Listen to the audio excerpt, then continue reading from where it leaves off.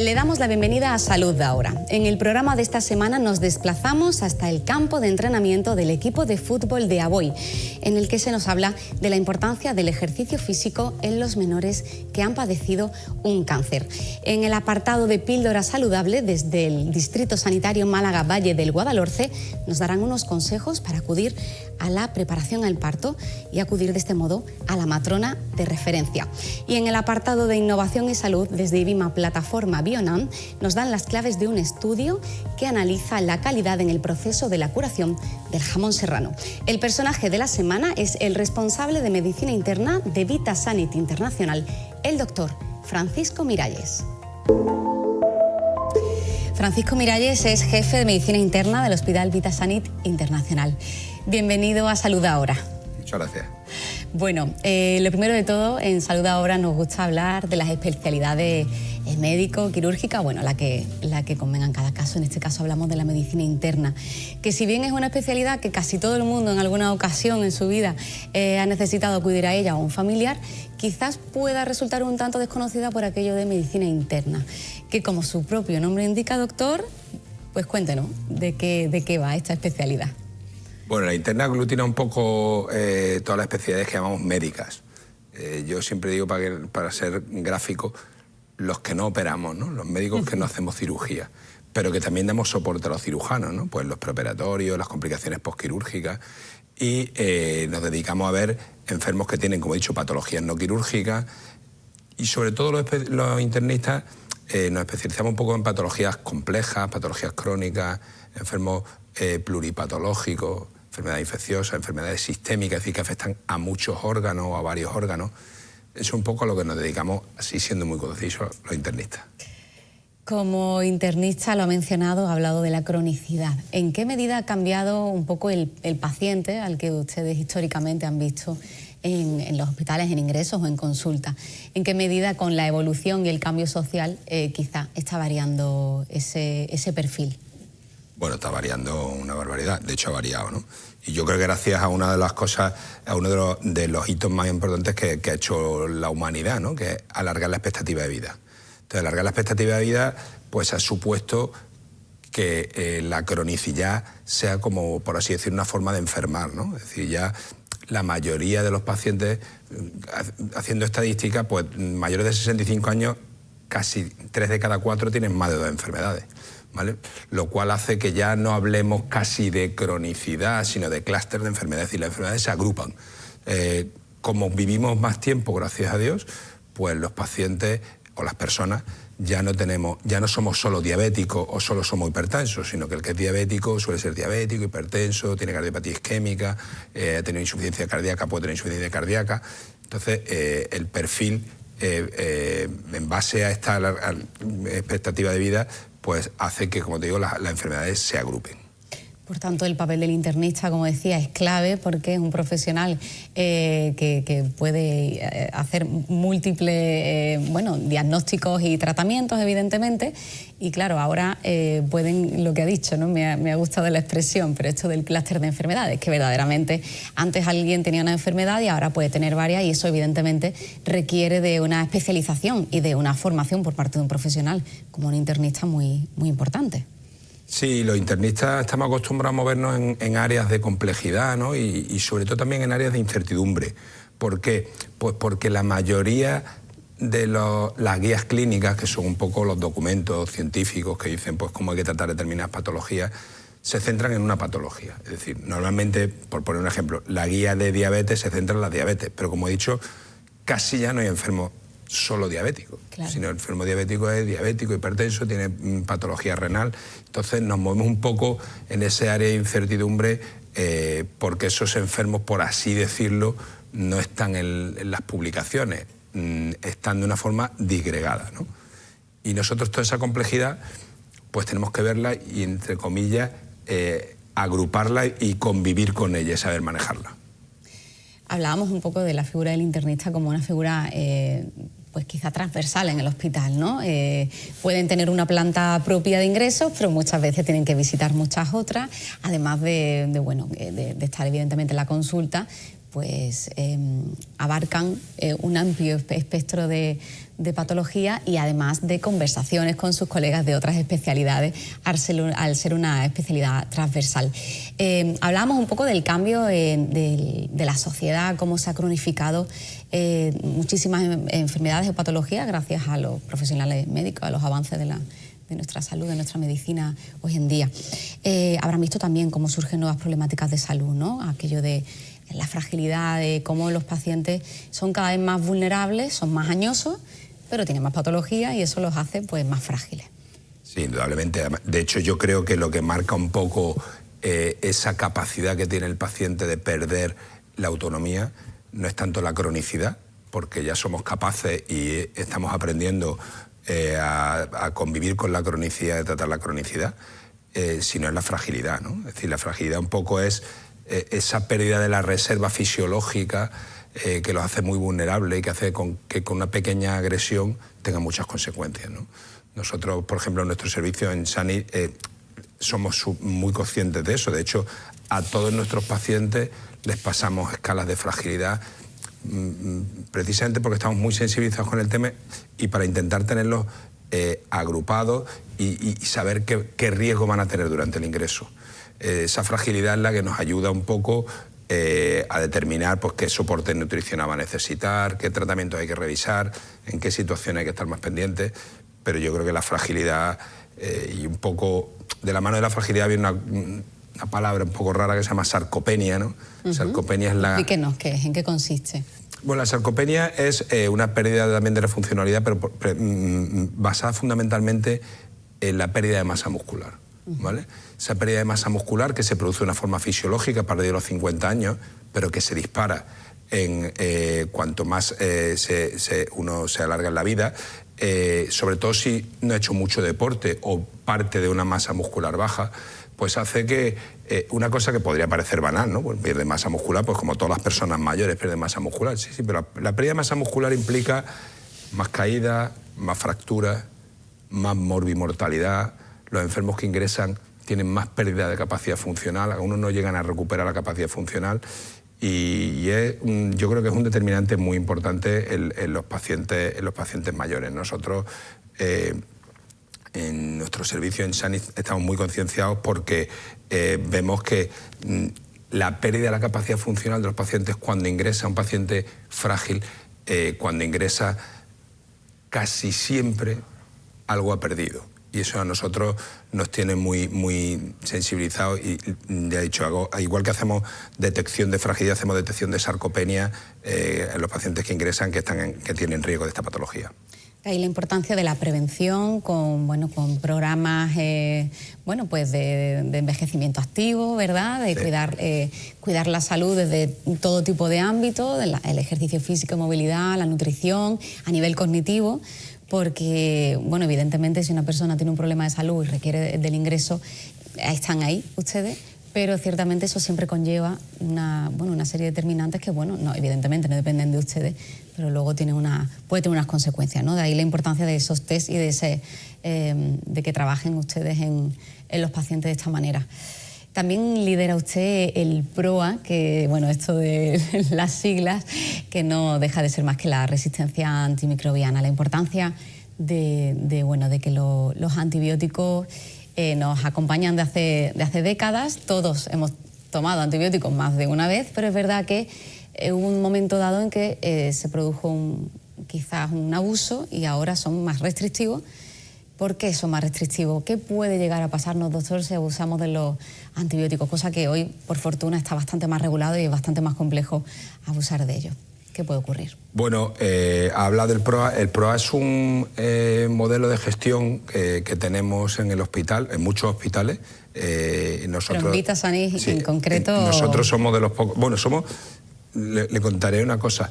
El año pasado el Ministerio hizo un sistema de acreditación de grupos PROA, ¿vale? Muchos hospitales ya lo tienen en marcha y precisamente SANI junto con otro hospital de Cataluña fueron los dos únicos hospitales privados que entramos en el modelo nacional. Enhorabuena, porque conseguir ese tipo de acreditaciones o certificaciones, no sé cómo llamarlo, sin lugar a duda no es fácil, y eso significa que tiene mucho trabajo detrás. Sí, además ayuda mucho a homogeneizar un poco las pautas de actuación y a autoexaminarte, ¿no? Pero al fin y al cabo es un modelo, cuando digo de gestión, no es de gestión económica, sino de gestión de seguridad del paciente. Es decir, porque lo que vela es por el buen uso del tratamiento antibiótico para disminuir la resistencia a estos antibióticos, ¿no? A estos antimicrobianos. Hay un llamamiento de la Organización Mundial de la Salud. Se prevé que en el 2050, si seguimos utilizando mal los antibióticos, haya más de 10 millones de muertos en el mundo precisamente por estas bacterias. Son espeluznantes, salen constantemente y... Las cifras son brutales. Las cifras son brutales. Venimos de una desgracia reciente, como sabe, que es un accidente de tren, y toda la población española nos hemos conmovido, pero si supieran las cifras de los fallecimientos que se producen porque no tenemos antibióticos, precisamente porque hay bacterias que se han hecho resistentes por el mal uso, serían datos escalofriantes. Entonces, bueno, yo lidero un poco el programa de PROA en el hospital. Intentamos... cuando hablas de gestión de antibióticos parece que te dedicas a quitar antibióticos, y nada más lejos. Yo a veces los pongo. Un uso racional, claro, ¿no? de todo esto. Efectivamente, intentar ajustar el antibiótico al espectro de la infección que tenemos. Es decir, que no intentemos matar, por así decirlo, moscas a cañonazos, sino que intentemos darle el antibiótico que le corresponde a esa bacteria para evitar que el resto se hagan resistentes.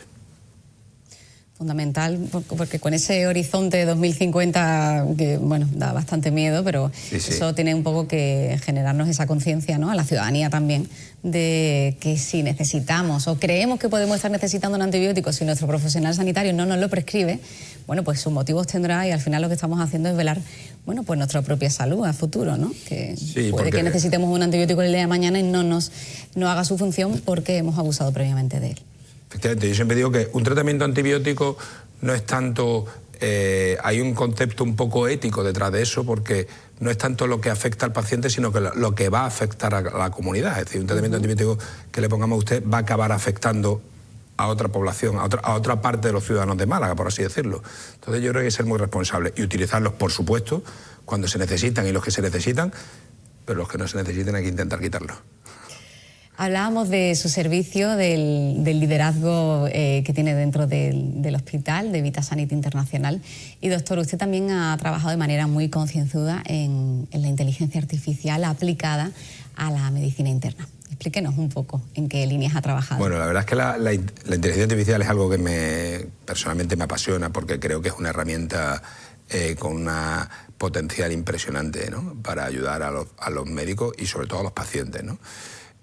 Hoy en día, cuando hablamos de inteligencia artificial, pensamos todos que ya los médicos no van a existir porque va a haber un robot que nos va a ver, pero por ahora nada más lejos de la realidad. Son herramientas que nos hacen la vida más fácil. Ahora mismo son herramientas que nos ayudan mucho en todas las tareas repetitivas administrativas, o nos deberían de ayudar, y nos ayudan en la toma de decisiones clínicas. Nosotros estamos empezando, tenemos una línea de investigación, de hecho... El año pasado publicamos trabajos sobre inteligencia artificial en mi servicio en revistas muy potentes a nivel mundial, sobre pilotos que hemos desarrollado pues a la hora de estratificar enfermos cuando vienen a la urgencia. ¿Qué capacidad tiene de detectar cuál es el enfermo que hay que atender primero o el enfermo que hay que atender más tarde? En el control precisamente de tratamientos antibióticos, en la capacidad que tiene de cuando un paciente llega, el intuir qué pruebas se le puede pedir. Entonces estos pilotos, que efectivamente todavía no están implantados, pues porque hay que pasar una serie de controles de calidad y de controles científicos, pero nos ha permitido publicarlo en revistas que llamamos nosotros de alto impacto, en revistas incluso americanas, que cuando le hemos mandado el trabajo les ha parecido muy atractivo y nos lo han publicado estos algoritmos, ¿no? Bueno, aquí siempre hablamos de que la inteligencia artificial no es el futuro, es el presente, y no necesariamente debe quitar empleos, y quien lo entienda así lo está entendiendo mal o está haciendo un mal uso, sino que son herramientas que hacen la vida más sencilla, pues como ha dicho usted, a la hora de hacer triaje, de hacer cribado. Es decir, el profesional sanitario, el médico en este caso, va a estar siempre detrás para dar el diagnóstico certero, pero se ha podido hacer un cribado dentro de todas las pruebas. Esa herramienta pues siempre hace la vida más útil, y que ustedes puedan de manera más, puedan ser más útiles, ¿no?, a la hora de hacer un diagnóstico, por ejemplo, ¿no?, una atención. Sin duda, y además hay otra cosa muy importante. Está publicado que un médico destina casi un 40 o 50% de su tiempo a labores administrativas. La burocracia... Si conseguimos que ese trabajo repetitivo o trabajo que puede no hacer el médico, porque no es un trabajo de generar hipótesis diagnósticas, de tratamiento, lo haga una máquina, nos va a permitir humanizar más la medicina, nos va a permitir dedicarnos a hablar más con nuestros pacientes y a estar más con nuestros pacientes. Vamos a volver al origen, claro, de lo que era todo esto. Doctor Miralles, muchísimas gracias por habernos acompañado en Salud Ahora, por hablar de una especialidad tan del día a día, pero sin embargo quizás por su nombre un poco desconocida para la ciudadanía en general. Muchísimas gracias por habernos acompañado. Muchas gracias. Gracias.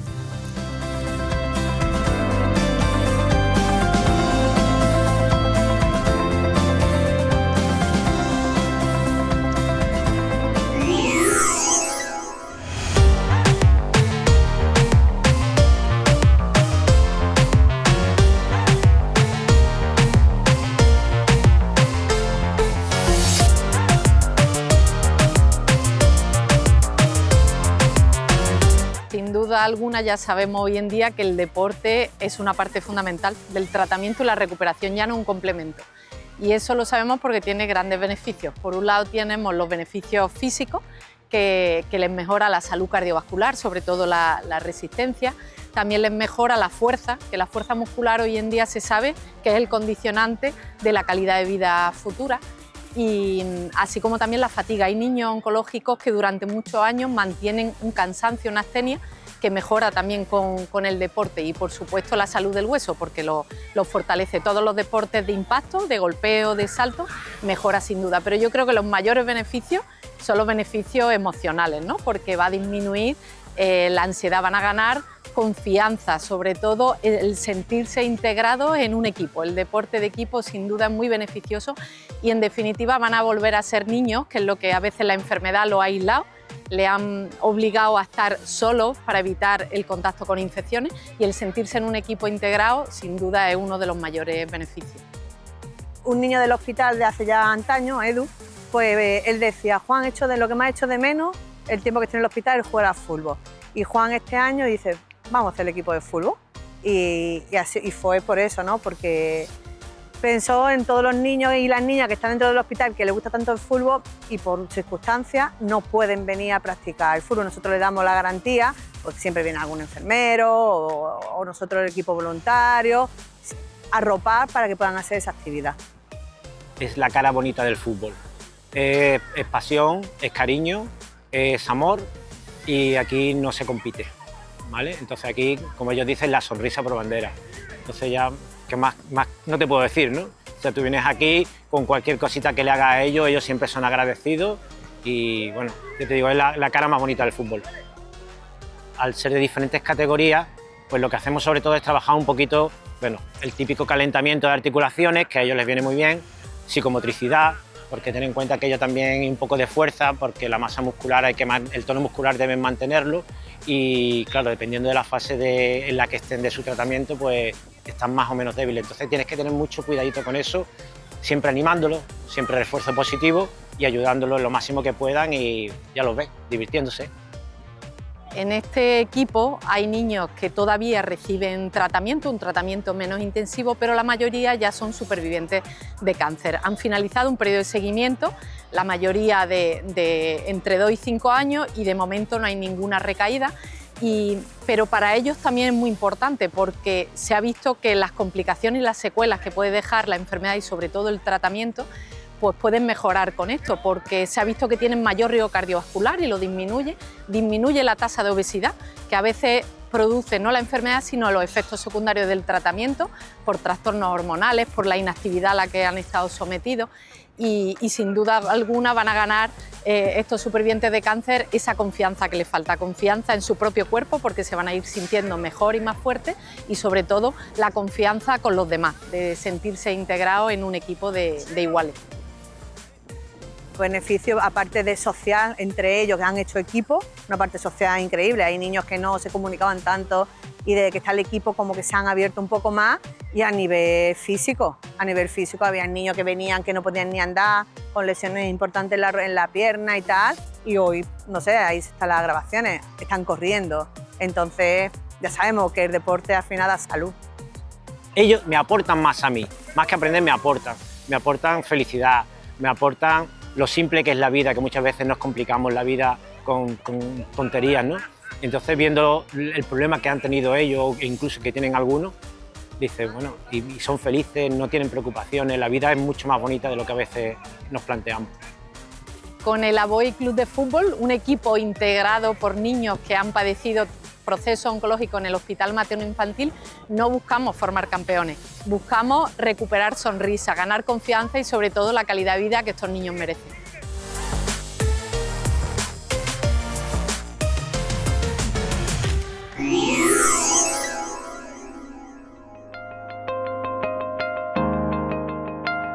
El embarazo y el parto es uno de los momentos más importantes de la vida de una mujer, de la familia, de su pareja, y es un momento en el que está lleno de muchas ilusiones, pero no está exento de incertidumbres, dudas, temores, y la matrona o el matrón tiene una de las herramientas más importantes, que son las clases de preparación al parto y la educación maternal como función que tenemos acompañando en este proceso. ¿Qué es la educación maternal o las clases de preparación al parto, que se llaman coloquialmente? Pues son unos espacios donde la pareja y la familia puede participar en toma de decisiones, empoderamiento, y se da información veraz, útil y además con la última evidencia científica sobre el proceso del embarazo, parto, posparto, cuidado y crianza. ¿En qué consiste? Pues suelen ser unas 7 o 8 sesiones, mínimo de 3, que aconseja la Consejería de Salud, donde hablaríamos de temas importantes como el embarazo, la analgesia epidural, técnicas alternativas, crianza, posparto, lactancia materna, y además se acompaña de visitas guiadas al materno o al hospital de referencia de la señora, si lo desea. Se dan también folletos de lactancia materna, planes de parto, técnicas de relajación, preparación prenatal y técnicas de respiración. Un programa bastante amplio. ¿Qué beneficios puede tener para la madre? Pues para la madre disminuye la ansiedad, el miedo al parto, el dolor, se empodera y se hace partícipe en el proceso. Para la pareja también se ayuda pues, a fomentar esta participación activa y a reducir la ansiedad, y también se le enseña a ayudar, a apoyar. Para el bebé tenemos cuidado del recién nacido, lactancia materna, posparto, y prevenir todo tipo de infecciones o problemas y de vacunaciones que se les da esa información. Aparte de todo esto, es una red de apoyo. ¿Qué quiere decir eso? Que las familias encuentran a otras familias en las mismas circunstancias, donde ese apoyo o esos momentos en los que se está pasando con las mismas circunstancias, miedo y tensiones, sirven para liberar a nivel emocional. Por todo esto, la importancia de la educación maternal es manifiesta, y os animo a que pidáis cita o os asesoréis en vuestro centro de salud de referencia para pedir el grupo de educación maternal, que suelen llevar matrones o matronas de referencia, y pedir una cita en cuanto estéis pasando por un proceso de este tipo.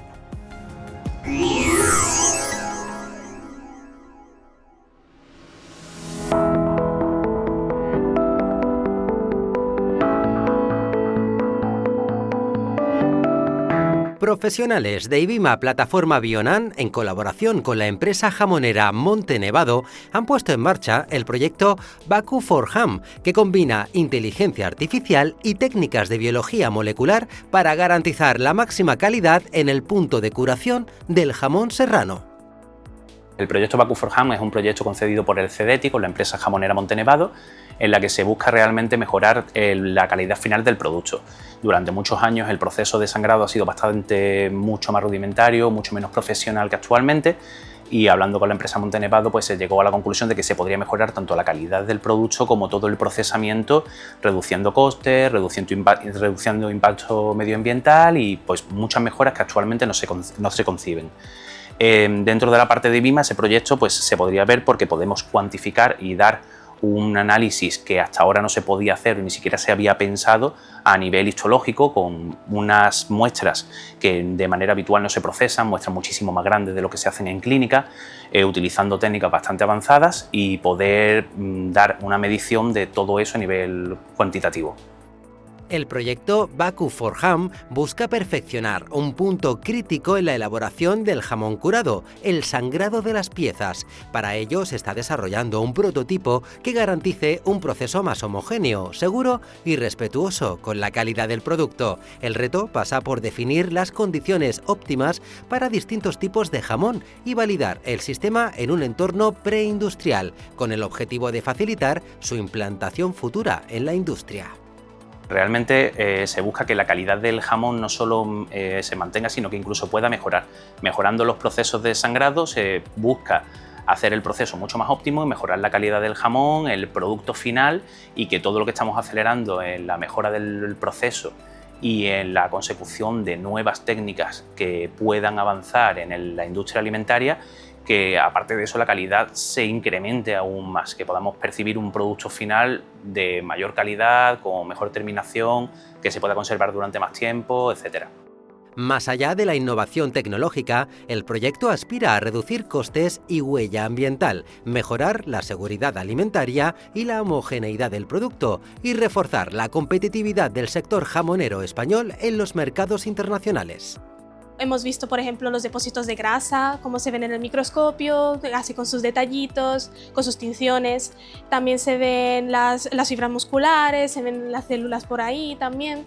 La verdad que se ve todo mucho detalle y aunque sea un tema que no se suele tocar en el ámbito de anatomía patológica, pues siempre llama la atención al ser un alimento que se consume en toda España, básicamente.